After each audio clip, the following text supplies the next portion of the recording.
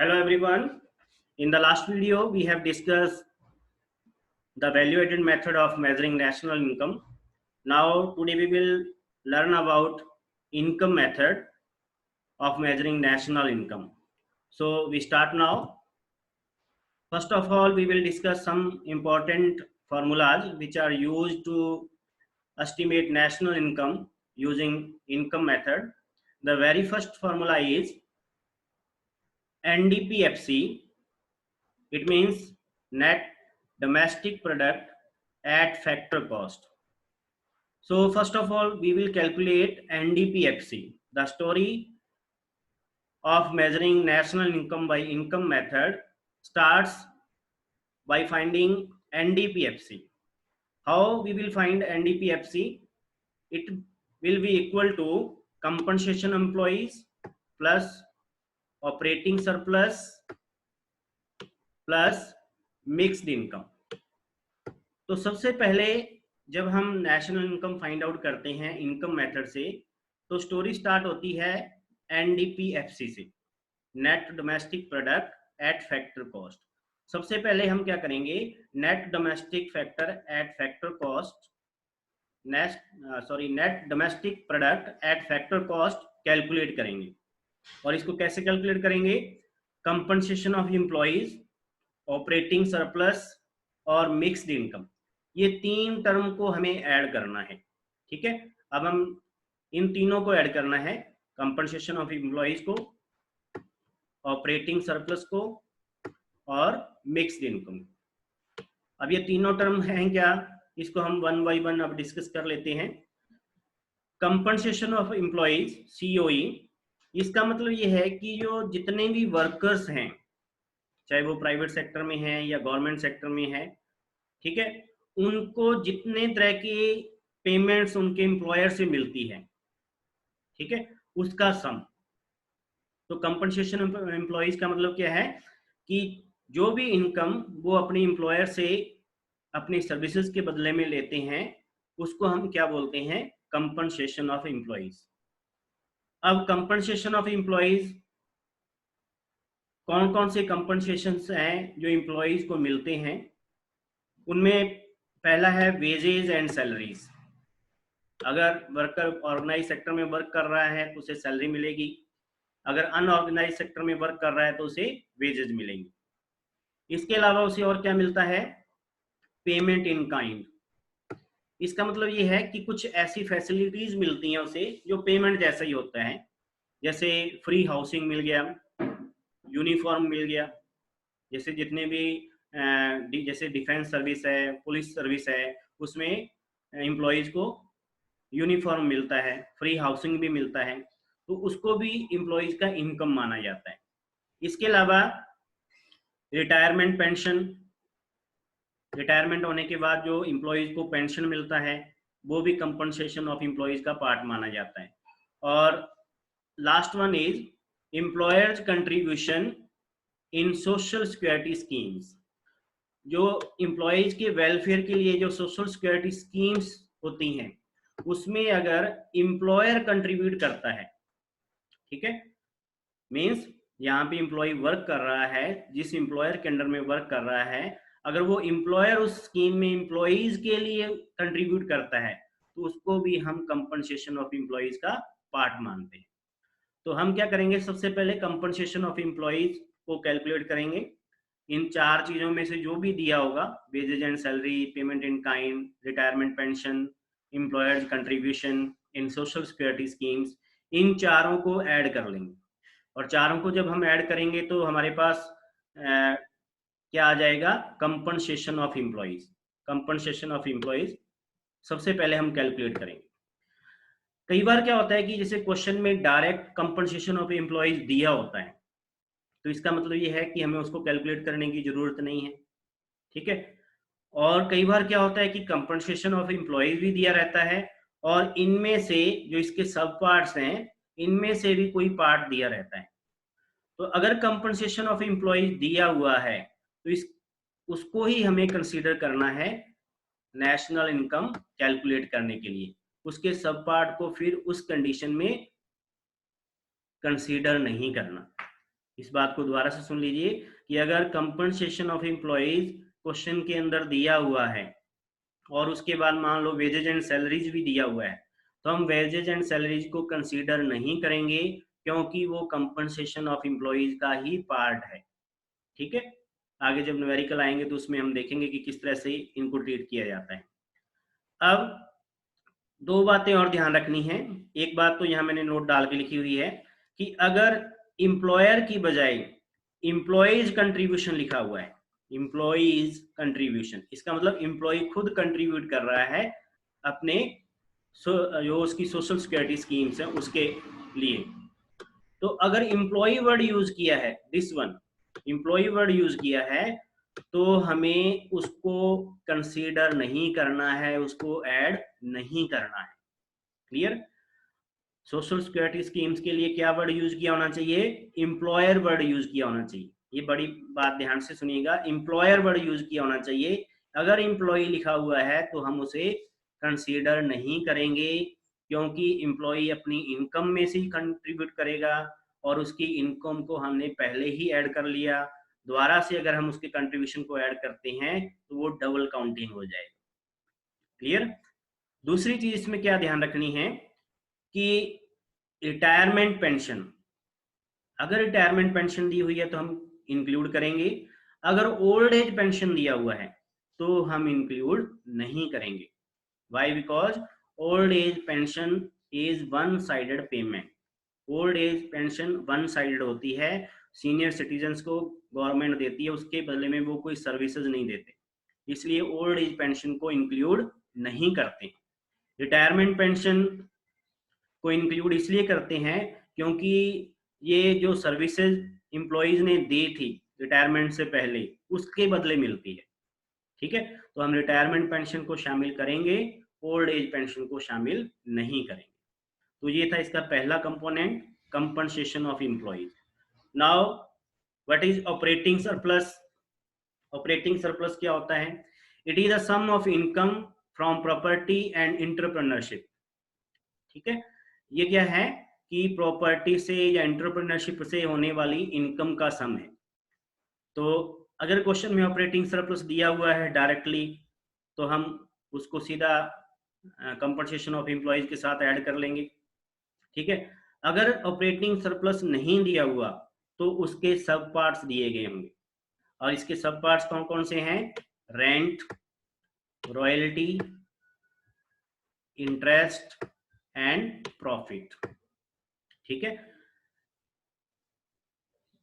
Land को rent मिलता है, सिमिलरली रॉयल्टी जब किसी पर्टिकुलर का नेम यूज करके उस प्रोडक्ट को सेल किया जाता है तो उनको रॉयल्टी दी जाती है। इंटरेस्ट, कैपिटल को इंटरेस्ट मिलता है। प्रॉफिट, जो एंटरप्रेन्योर है उसको प्रॉफिट मिलता है। तो इन जो चार कंपोनेंट्स हैं, रेंट, रॉयल्टी, इंटरेस्ट और प्रॉफिट, इन चारों को हम ऐड करके क्या फाइंड आउट करेंगे? Operating surplus. क्लियर? अगर क्वेश्चन में, मैं दोबारा रिपीट कर रहा हूँ, अगर क्वेश्चन में ऑपरेटिंग सरप्लस दिया हुआ है तो इनको कंसीडर नहीं करना। अगर नहीं दिया हुआ, उस कंडीशन में हम इनको ऐड करके ऑपरेटिंग सरप्लस फाइंड आउट करेंगे। कई बार क्या होता है कि प्रॉफिट वर्ड डायरेक्टली दिया होता है, कई बार प्रॉफिट वर्ड डायरेक्टली नहीं दिया होता, क्योंकि प्रॉफिट के भी आगे तीन पार्ट होते हैं। एक होता है कॉर्पोरेट टैक्स, एक होता है डिविडेंड और एक होता है कॉर्पोरेट सेविंग। जब किसी भी प्रोड्यूसर को प्रॉफिट होता है तो सबसे पहले वो क्या करता है? उसमें से टैक्स पे करता है। ठीक है, उसके बाद कुछ प्रॉफिट का पार्ट वो अपने पास रखता है, जिसको हम बोलते हैं कॉर्पोरेट सेविंग या रिटेन्ड अर्निंग। क्या बोलते हैं? कॉर्पोरेट सेविंग और रिटेन्ड अर्निंग। और उसके बाद जो बाकी प्रॉफिट बचता है वो शेयर होल्डर्स में बांट देता है, और जो शेयर होल्डर्स में बांटा गया प्रॉफिट है उसको हम क्या बोलेंगे? डिविडेंड। उसको क्या बोला जाएगा? Dividend. So profit has three components: corporate tax, dividend, corporate saving. अगर क्वेश्चन में प्रॉफिट दिया हुआ है तो डायरेक्टली हम उसको ऐड करेंगे, corporate tax, dividend, corporate saving को कंसीडर नहीं करेंगे। अगर प्रॉफिट नहीं दिया हुआ उस कंडीशन में हम कॉर्पोरेट टैक्स, डिविडेंड और कॉर्पोरेट सेविंग को ऐड करके प्रॉफिट फाइंड आउट करेंगे। तो ये दूसरा कंपोनेंट है operating surplus. Now third one is MI, that is mixed income. Mixed income means it is the income generated by self-employed workers like farmers, barbers, shopkeepers. ठीक है, तो ये उन लोगों का इनकम है जो सेल्फ एम्प्लॉयड है। ठीक है, अब इनकी इनकम को हम rent, wages and salaries, interest, profit इसमें डिवाइड नहीं कर पाते हैं। ठीक है, इसलिए इसको सिंपली क्या लिखा जाता है, मिक्स्ड इनकम, या फिर क्या लिखा जाता है, इनकम ऑफ सेल्फ एम्प्लॉयड। तो अगर ये तीनों कंपोनेंट हमारे पास क्वेश्चन के अंदर आ जाते हैं, पहला कौन सा, कंपनसेशन ऑफ एम्प्लॉइज, ठीक है, दूसरा ऑपरेटिंग सरप्लस, और तीसरा मिक्स्ड इनकम। इन तीनों को फाइंड आउट करने के बाद तीनों को हमें ऐड करना है। तीनों को ऐड करेंगे तो हमें क्या मिलेगा, we will get net domestic product at factor cost, that is domestic income. पहले मैंने बताया था फ्लो चार्ट में कि NDPFC को हम क्या बोलते हैं, domestic income. Domestic income find out करने के बाद फिर हम नेशनल इनकम फाइंड आउट करते हैं, that is NNPFC, net national product at factor cost. इसको क्या बोला जाता है, national income.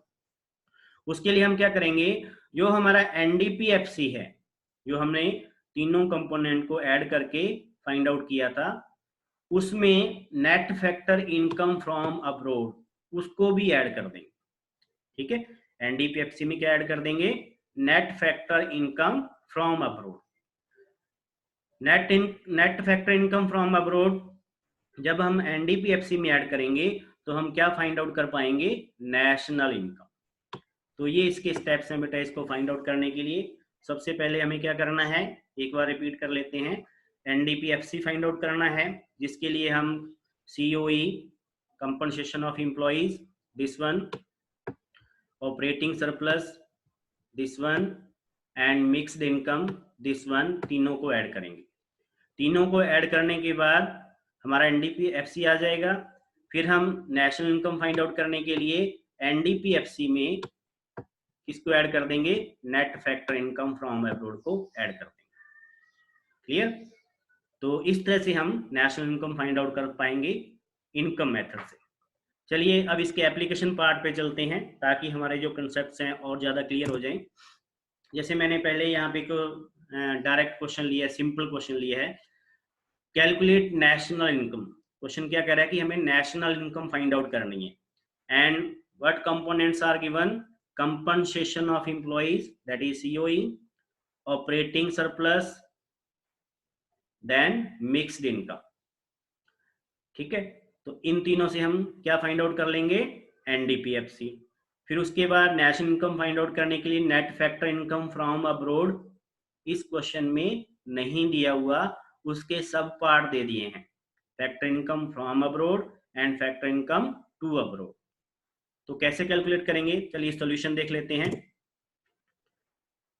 Same, first of all हमें क्या करना है, सबसे पहले फॉर्मूला अप्लाई करना है, NDPFC इज इक्वल टू, जो मैंने शुरू पहली स्लाइड पे लिखवाया था, NDPFC is equal to compensation of employees, COE, operating surplus, short में लिख दिया मैंने यहाँ पे OS है, एक्चुअली में इसका फुल फॉर्म क्या है, ऑपरेटिंग सरप्लस, तो आप पूरा ही लिखेंगे ऑपरेटिंग सरप्लस, और उसके बाद मिक्स्ड इनकम। अब ये फॉर्मूला सबसे पहले अप्लाई करना है। जैसे ही आपके पास क्वेश्चन आता है, सबसे पहले आप ये फॉर्मूला लिख दीजिए, आपका 1 और 2 मार्क्स सिक्योर हो जाएंगे। उसके बाद फिर क्या करना है, सेकंड स्टेप में आपको इस क्वेश्चन के गो थ्रू होना है, और क्वेश्चन में हम देखेंगे क्या ये तीनों चीजें दी हुई हैं। अगर तीनों चीजें दी हुई हैं क्वेश्चन में, जैसे इस क्वेश्चन में हमारे तीनों चीजें दी हुई हैं, compensation of employees, operating surplus और मिक्स्ड इनकम, तो तीनों को हमें ऐड कर देना है। तो कंपनसेशन ऑफ एम्प्लॉइज कितना दिया हुआ है, 3000, ऑपरेटिंग सरप्लस इज 2000 और मिक्स इनकम 8000। तो तीनों को हमने जब ऐड किया तो हमारे पास क्या आंसर आ गया, 13,000। तो 13,000 क्या कैलकुलेट कर लिया हमने, NDPFC। उसके बाद जब हम नेशनल इनकम फाइंड आउट करेंगे तो ये फॉर्मूला भी हमने लास्ट स्लाइड में डिस्कस किया था, तो फिर एक फॉर्मूला अप्लाई कर देना है। ये हमने फॉर्मूला अप्लाई कर दिया, NNPFC that equal to NDPFC plus net factor income from abroad. अब फिर फॉर्मूला अप्लाई करने के बाद फिर जो बाकी क्वेश्चन बच गया उसके गो थ्रू होंगे। क्या हमें net factor income from abroad दिया है? तो क्वेश्चन में देखते हैं कि net factor income from abroad नहीं दिया हुआ। फैक्टर इनकम फ्रॉम अब्रॉड दिया है लेकिन net factor income from abroad नहीं दिया। कंफ्यूज मत होना, नेट फैक्टर इनकम होना चाहिए। तो इसका मतलब सबसे पहले हमें इसको कैलकुलेट करना पड़ेगा। और इसको कैसे कैलकुलेट करते हैं, हमने डिस्कस किया था। Net factor income from abroad को कैसे कैलकुलेट करते हैं? It is the difference between factor income from abroad and factor income to abroad. ठीक है, किसका डिफरेंस है ये? Factor income from abroad minus factor income to abroad, FIFA minus FITA. तो एनडीपीएफसी एज इट इज फॉर्मूले को extend कर देंगे। एनडीपीएफसी में फैक्टर इनकम फ्रॉम अब्रॉड को ऐड कर देंगे और फैक्टर इनकम टू अब्रॉड को माइनस कर देंगे। चलिए वैल्यूज पुट कर लेते हैं। एनडीपीएफसी कैलकुलेट किया था हमने 13,000 और फैक्टर इनकम फ्रॉम अब्रॉड था हमारा 1800, क्वेश्चन के अंदर दिया हुआ है। फैक्टर इनकम फ्रॉम अब्रॉड 1800 और फैक्टर इनकम टू अब्रॉड दिया हुआ है 1200। तो ये भी हम यहाँ पे पुट कर देंगे माइनस 1200। जब हम इसको कैलकुलेट करेंगे तो हमारा आंसर आ जाएगा 13,600, that is the national income. तो इस तरह से बेटा आपको स्टेप बाय स्टेप चलना है। यहाँ पर मैं थोड़ा सा इसका मार्किंग स्कीम भी आपको बता दूंगा ताकि आपको मान लेते हैं कि ये क्वेश्चन 6 मार्क्स का आता है, 6 मार्क्स का आता है, तो कैसे इसके मार्क्स डिवाइड होंगे। यहाँ पर जो इसका इनिशियल फॉर्मूला है इसके 1 और 2 मार्क्स होते हैं, मान लेते हैं 2 मार्क्स हैं, और इस कैलकुलेशन का 1 मार्क। ठीक है, 3 मार्क्स यहाँ कवर कर लिया आपने। उसके बाद नेक्स्ट जो फॉर्मूला है वो 1 मार्क और उसके बाद जो कैलकुलेशन है वो 2 मार्क्स। ठीक है, तो इसका मतलब लगभग 50% वेटेज फॉर्मूले का होता है इस तरह के क्वेश्चंस में। तो फॉर्मूला अप्लाई करना बहुत जरूरी है। Now the next question is calculate national income. इसमें भी हमें नेशनल इनकम फाइंड आउट करना है। थोड़ा सा क्वेश्चन थोड़ा सा डिफरेंट है पहले वाले से। तो मैंने पहले बताया था कि जब हम सोल्यूशन करेंगे तो सबसे पहले आपको क्या करना है, माइंड में रखिए, सबसे पहले हमें फॉर्मूला अप्लाई करना है। कौन से वाला? This one, NDPFC is equal to COE plus operating surplus plus mixed income भी होता है। अब यहाँ पे मिक्स्ड इनकम मैंने नहीं लिखा, क्यों नहीं लिखा? चलिए अपने वापिस क्वेश्चन की तरफ जाते हैं। देखो क्वेश्चन में मिक्स्ड इनकम वर्ड कहीं पर भी नहीं आया।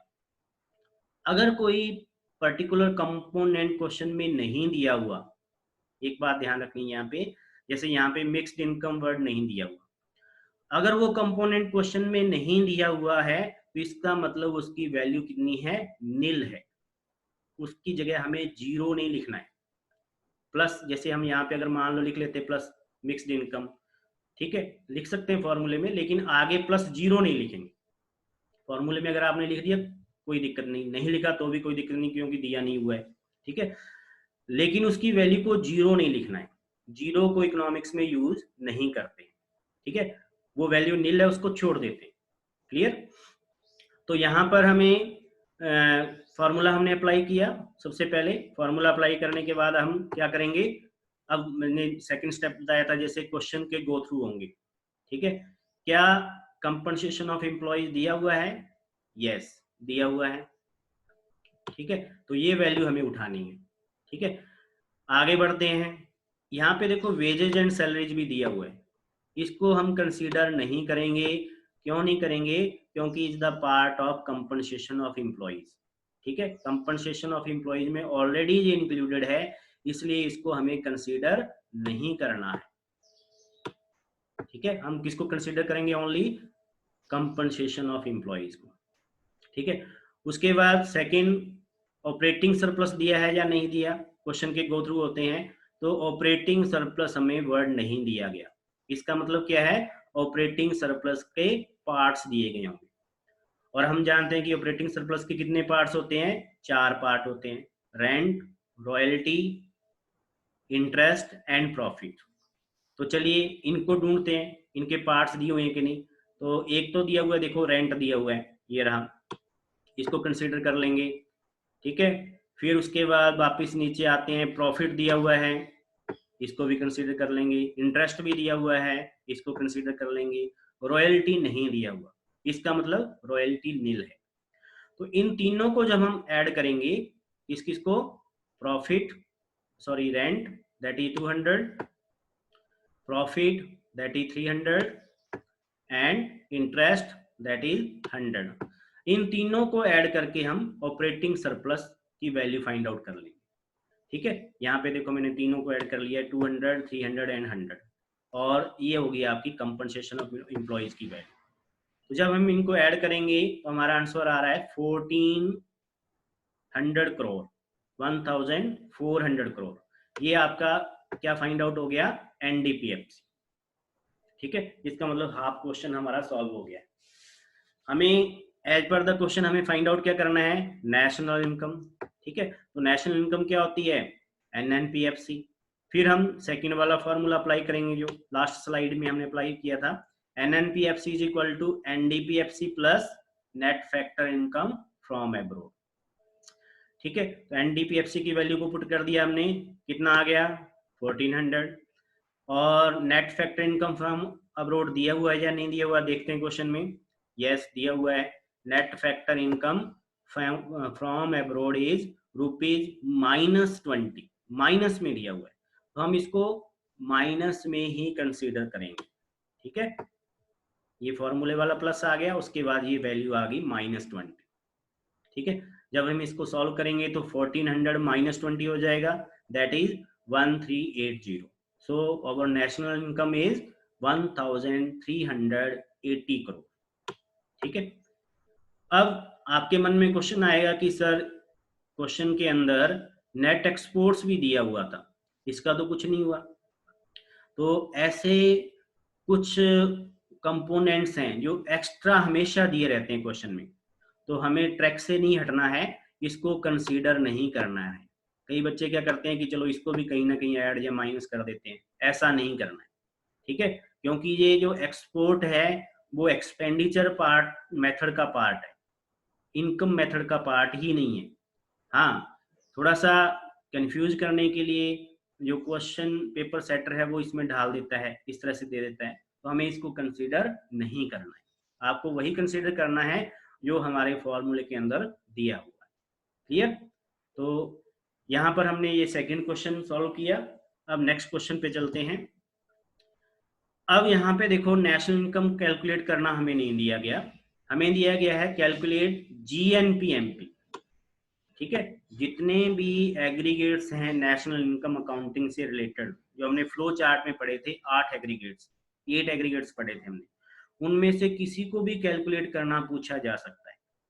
तो जैसे यहाँ पे दिया गया है gross national product eight market price, तो ये हमारा क्वेश्चन है। तो सबसे पहले जैसे मैंने बताया कि सबसे पहले जब हम सॉल्व करेंगे तो सबसे पहले काम हमारा क्या होगा, फॉर्मूला अप्लाई करना, ठीक है। सबसे पहले हमने फॉर्मूला अप्लाई कर दिया।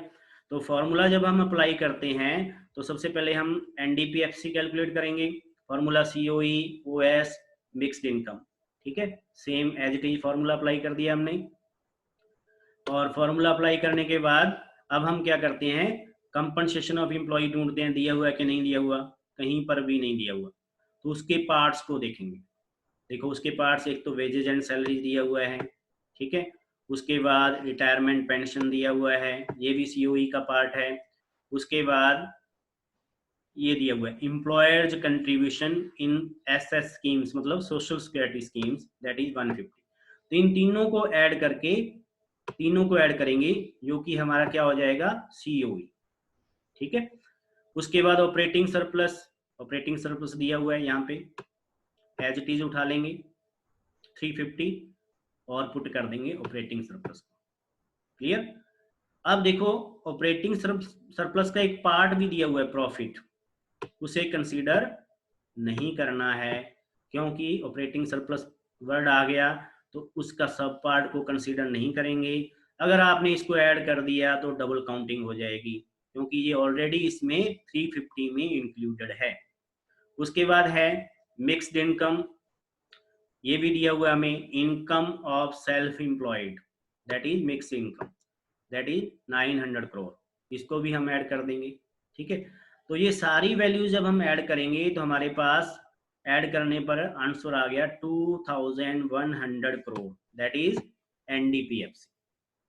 ठीक है, प्रोसेस सेम चलता जाएगा, पहले वाले क्वेश्चन में जो हमने नेशनल इनकम तक सेम चलना हमें।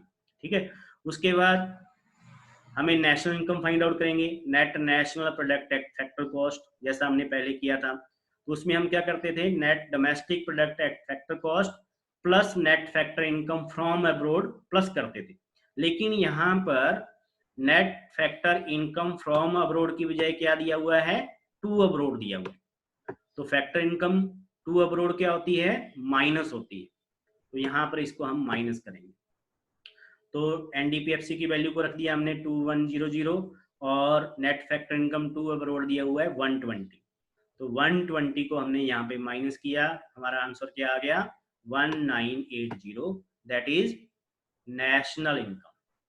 ठीक है, यहाँ पे थोड़ा सा मैं एक बार और रिपीट करूंगा कि फैक्टर इनकम फ्रॉम अब्रोड को प्लस किया जाता है, फैक्टर इनकम टू अब्रोड को माइनस किया जाता है। Net factor income from abroad को प्लस करेंगे, net factor income to abroad को माइनस करेंगे। ठीक है, ओके। अब हमें फाइंड आउट करना है जीएनपीएमपी, तो हम क्या करेंगे, पहले एनएनपीएफसी को जीएनपीएफसी में कन्वर्ट कर लेंगे। इसमें कन्वर्ट कर लेंगे, gross national product at factor cost. तो हमारे पास net national product at factor cost है। अगर हम इसमें डेप्रीशिएशन प्लस कर दें, क्योंकि ये नेट कंसेप्ट है, और जब हम नेट कंसेप्ट को ग्रॉस में कन्वर्ट करते हैं तो डेप्रीशिएशन प्लस होता है।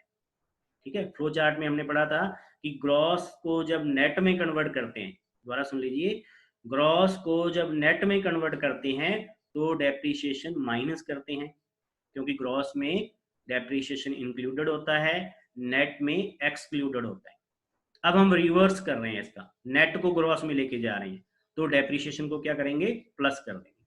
तो डेप्रीशिएशन को जैसे हमने प्लस किया 1980 में डेप्रीशिएशन दिया हुआ है 80 करोड़, तो प्लस करने के बाद 80 करोड़ दिया हुआ है, प्लस करने के बाद हमारी वैल्यू आ गई 2060। ठीक है, ये हो गया हमारा जीएनपीएफसी। अभी हमें एफसी को एमपी में कन्वर्ट करना बाकी है। तो अगले स्टेप में हम क्या करेंगे, अब फाइंड आउट करेंगे gross national product eight market price. ठीक है, अब हम जो जीएनपीएफसी है उसको कन्वर्ट करेंगे किसमें, जीएनपीएमपी में। तो जीएनपीएफसी हम ले लिया हमने। अब मार्केट प्राइस से जब हम फैक्टर कॉस्ट में जाते हैं, रिकॉल कीजिए अपने फ्लो चार्ट को, तो हमने क्या किया था, नेट इनडायरेक्ट टैक्सेस को माइनस किया था जब मार्केट प्राइस से फैक्टर कॉस्ट में जाते। लेकिन यहाँ पर हम रिवर्स जा रहे हैं, हम क्या कर रहे हैं, फैक्टर कॉस्ट को मार्केट प्राइस में कन्वर्ट कर रहे हैं। तो हम क्या करेंगे, नेट इनडायरेक्ट टैक्स का भी रिवर्स ट्रीटमेंट करेंगे, इट मीन्स इसको हम प्लस कर देंगे। और जब हम नेट इनडायरेक्ट टैक्सेस को प्लस करेंगे, ये हमारा हो गया जीएनपीएफसी 2060, और ये हो गया हमारा नेट इनडायरेक्ट टैक्स जो यहाँ पे दिया हुआ है, net indirect tax that is 240। तो ऐड किया हमने, हमारा आंसर क्या आ गया 2300, 2300 करोड़। तो इस तरह से हमें step by step national income के जो न्यूमेरिकल्स हैं उनको सॉल्व करना है। अगर हम स्टेप बाय स्टेप चलेंगे तो कहीं पर कोई भी मिस्टेक नहीं होगी। तो ये हमारे आज के 3 न्यूमेरिकल हो गए, आप इनकी घर में प्रैक्टिस करिए। आज के लिए इतना ही, और फिर हम ऐसे क्वेश्चन आपको बुक में से या आप गूगल में से भी डाउनलोड कर सकते हैं, उनको घर पे प्रैक्टिस करना है। और किसी भी तरह की कोई प्रॉब्लम आती है तो फिर आप मुझे कंसल्ट कर सकते हैं। Thank you.